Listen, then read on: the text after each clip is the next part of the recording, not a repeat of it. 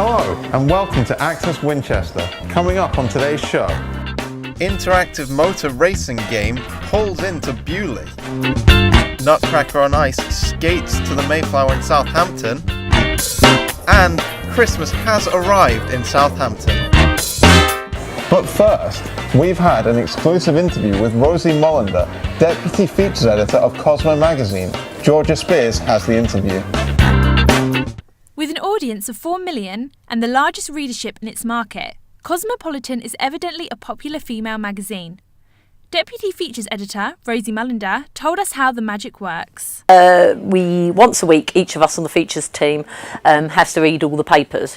So if that's your day, you'll come in an hour early, read all of the newspapers and write a news list for everyone in the magazine to have a look at, so we can see if there's anything interesting happening that we should be responding to. And then we have to write 2 news stories by lunchtime. So we pick 2 of the hottest stories, so whether it's about a relationship statistic or something about feminism or body confidence, anything like that, we pick the 2 hottest news stories and we write our take on that story. Now, what, in your opinion, makes a Cosmo-worthy feature? It has to be really, really inspirational. The reader has to get something out of it.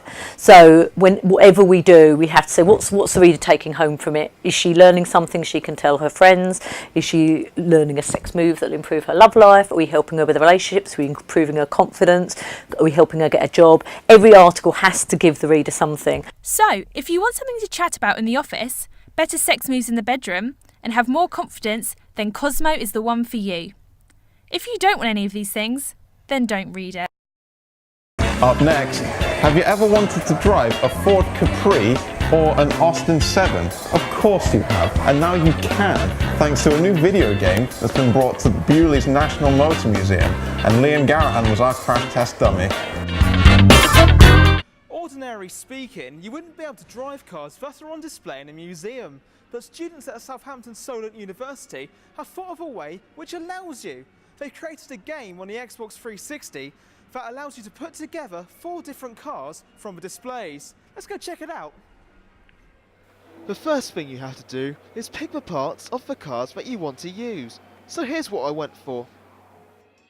The front chassis came from the Dion Bouton. The back chassis and engine came from the Ford Capri. The Napier Gordon Bennett supplied my wheels,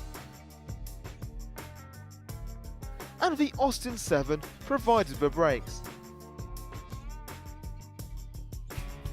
Then it was race time. It was all going swimmingly until the rather strange physics engine kicked in and caused a collision which surely would have killed my mustachioed driver. Luckily, he escaped unscathed, but even more miraculously, he was able to carry on with the race. What a trooper.